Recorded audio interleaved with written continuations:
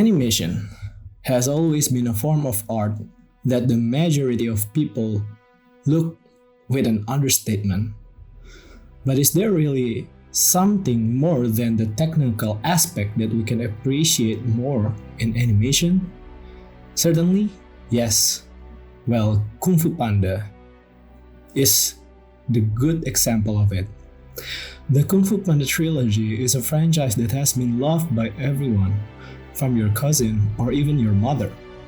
Being a media that has been loved by so many, there must be a reason for that, right? Because of despite on the surface level it is just another animation film with lots of comedy, there are actually more in the story. That is why I want to tell you how Kung Fu Panda trilogy is more than just animation. We will start by taking a look at the first Kung Fu Panda film. The recurring theme that I realized in the first Kung Fu Panda film is accepting yourself or self-acceptance. For an individual to be able to accept themselves, they have to confront a couple things. The first thing is negative self-perception and inner critic. Dr. Kristen Neff, a leading researcher in self-compassion, explains that self-criticism is often used as a form of self-motivation, but it can lead to decreased self-worth and an inability to accept oneself. She argues that replacing self-criticism with self-compassion is essential for self-acceptance in her book, Self-Compassion: The Proven Power of Being Kind to Yourself. This theme can be seen in some scenes in the first Kung Fu Panda film, which the most visible scene that includes this theme is when Po was asked why he keeps training in Kung Fu with Shifu, even though Shifu tells him a lot of bad things about him. But he said, "But it could never hurt more than it did every day of my life just being me. I stayed because I thought if anyone could change me, could make me not me, it was you." This showed us that Po has a negative self-perception to himself. He doesn't believe himself, he doesn't like himself, and he wanted to change. That is why he said that if anyone can change him, could make him not Po, it was Shifu. We all have been there. We all have felt like we didn't like ourselves. But of course, we wouldn't realize this aspect when we watched it as a kid, right? The next challenge in self-acceptance is fear of rejection or failure, where psychologist Dr. Carl Rogers emphasized the importance of unconditional positive regard in fostering self-acceptance. He noted that fear of rejection or failure often leads people to create a false self-image that aligns with what they believe others want from them. In his book on Becoming a Person, a therapist's view of psychotherapy, this aspect also can be seen in the two scenes in Kung Fu Panda 1.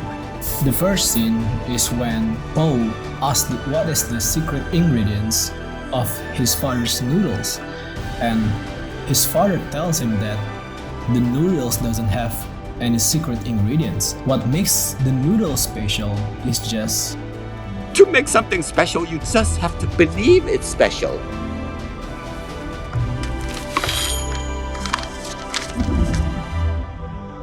to the inner conflict in Po at that time and in us. Even though we were told that we could be something special, we were meant to be something special, it doesn't have any meaning if ourself doesn't believe in it. Then, the second scene that shows the fear of rejection or failure in this film is when Po was too concerned about his path that he is choosing. While talking to Ukwe, he said that even he wanted to go back just making noodles. And there goes our iconic line from our tortoise master. You are too concerned with what was and what will be. There's a saying, yesterday is history, tomorrow is a mystery, But today is a gift. That is why it is called a present. When we watched it as a kid, we could only see that we were afraid that Po couldn't become the dragon warrior.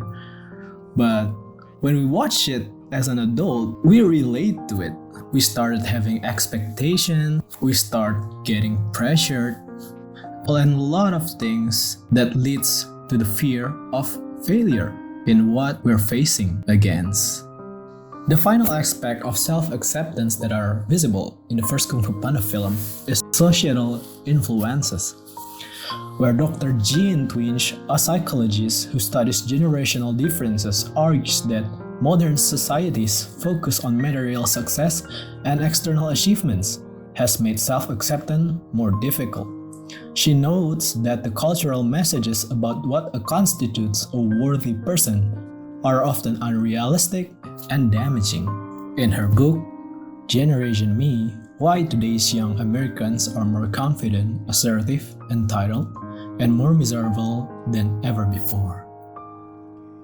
The societal influences that Po receive are a lot. It comes from Shifu, it comes from the Furious Five, and even his neighborhood, the Valley people. Po was told that he is a joke. Po was told he doesn't belong in Kung Fu, despite Uguay telling him he is the dragon warrior. And again, this aspect can be related to what we are facing right now. Maybe you were told to be a doctor by your mom, maybe you were told to be a police by your dad, but then your whole environment, your friend, your girlfriend, or anything that are near you told you that you couldn't be what you were meant to be, what you wanted to be.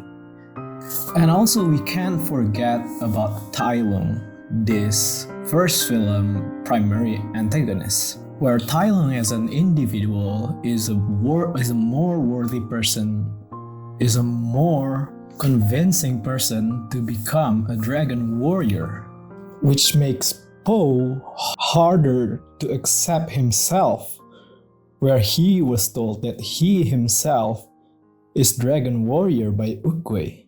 But then, what happened?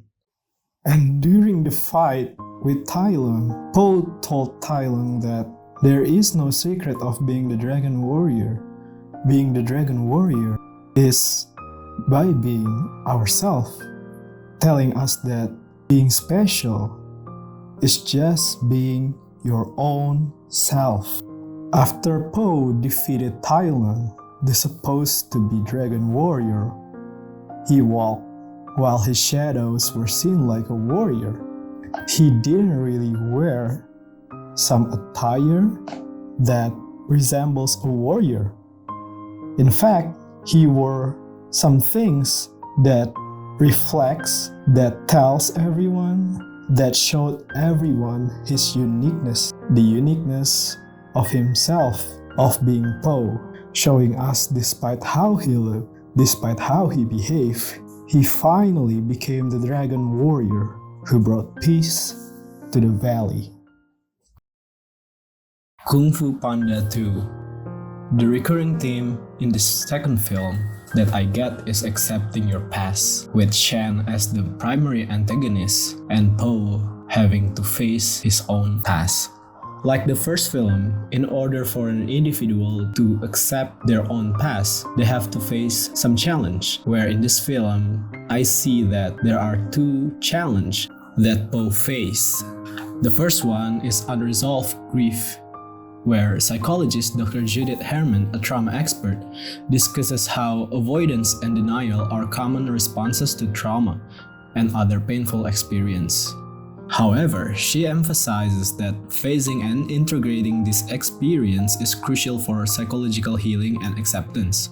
In her book, Trauma and Recovery: The Aftermath of Violence, from Domestic Abuse to Political Terror, Po faced his unresolved grief by not knowing or understanding his past.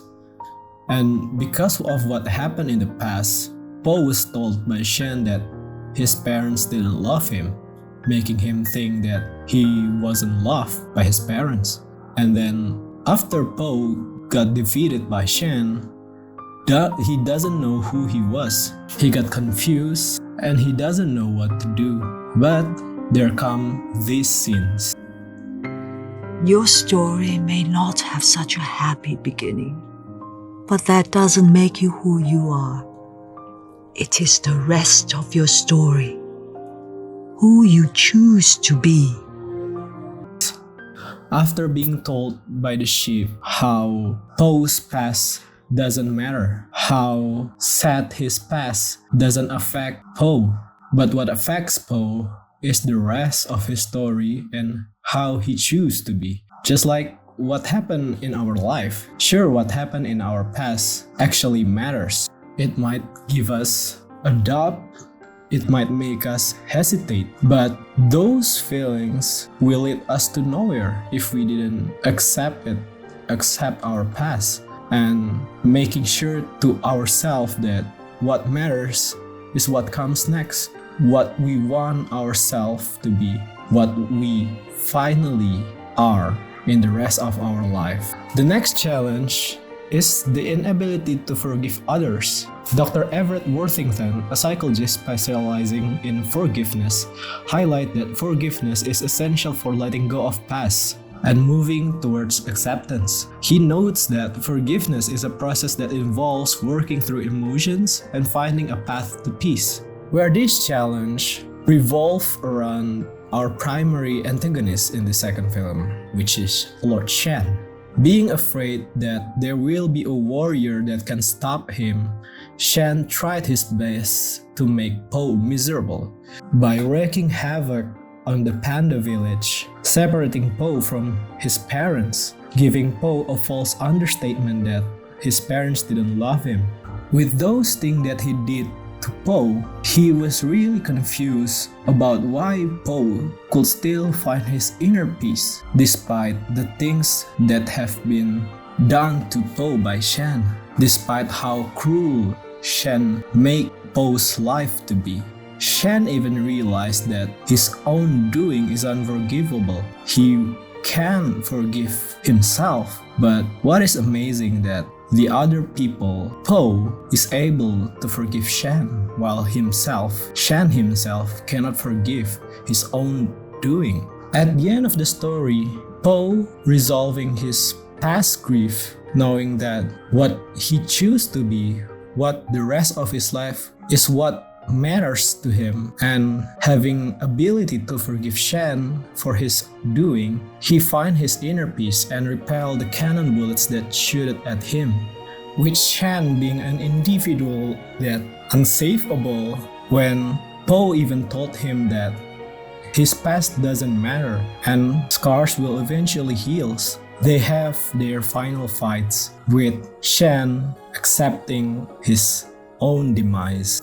Xion is a proof of an individual that can accept his own doing. His past will not lead him to anywhere, showing us how he accepts his own demise, not resolving anything that he did, while Po, at the other side, accepts his past and tried his best to make the rest of his story matters more. Kung Fu Panda 3 is the final film in this trilogy, with the primary antagonist of this film, the General Kai, who wants to steal the chi from all living Kung Fu masters and destroys Oogway's legacy, and always destined to be defeated by the Dragon Warrior. The theme that revolves around this third film that I see is how an individual able to choose who they are, where Po in this film is really confused about who he is, having the primary antagonist being more powerful than him and getting pressured about who he is as a dragon warrior who could able to defeat General Kai.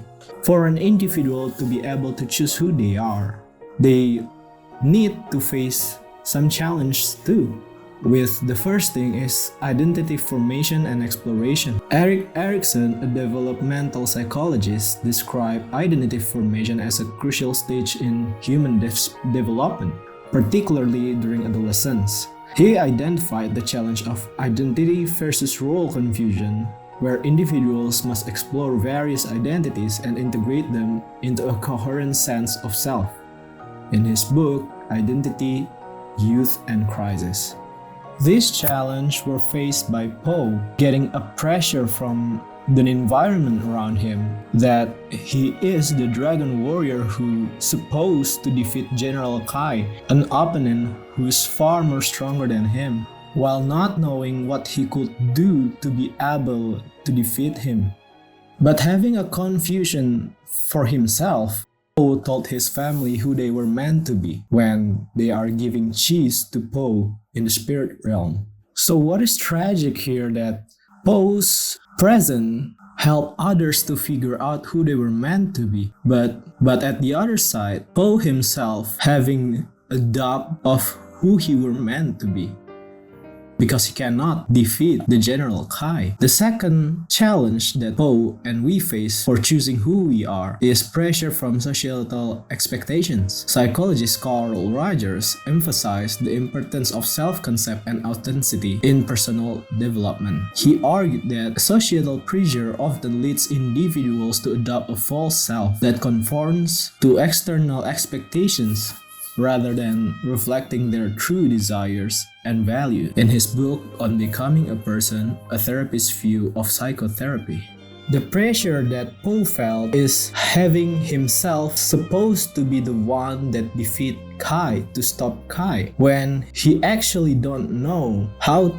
to defeat him. He actually doesn't know if he could stop him. But the most feasible proof of how the pressure from societal expectations in Poe's story can be seen at the final battle with Kai, where he is talking to Kai that he even confused. Is he a son of Panda? Is he a son of a goose? Is he a student? Or even a teacher? Poe clearly doesn't have any clear idea who he is, despite him giving a reason, giving his loved ones purpose about who they were meant to be. At the end of the day, Poe still doesn't know who he was actually. Only at the end of the film, Poe realized that his confusion of who he were meant to be can be resolved, where Poe's family and loved ones help him. He learns that he became who he is now by the help from his loved ones. And as he accepts himself that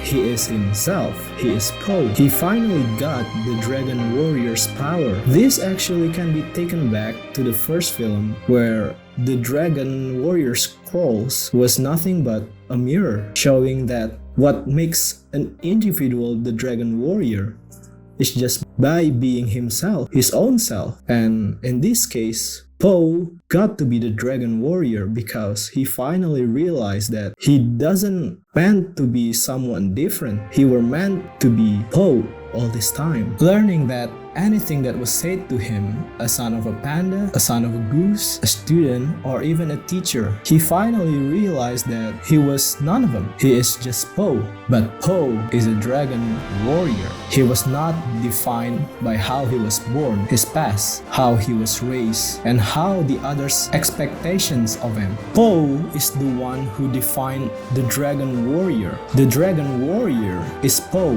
Poe is the dragon warrior because he is Poe. He is himself. He is the Dragon Warrior because he is Poe. He is himself, his own self. So, the Kung Fu Panda trilogy actually is more than just an animation franchise. It's a tale about how an individual can be the best version of himself by accepting their own self, accepting their past, and choosing who they are, what they want themselves to be. I personally thought that this trilogy is just amazing. How a franchise that's supposed to attract children can be actually enjoyed by adults.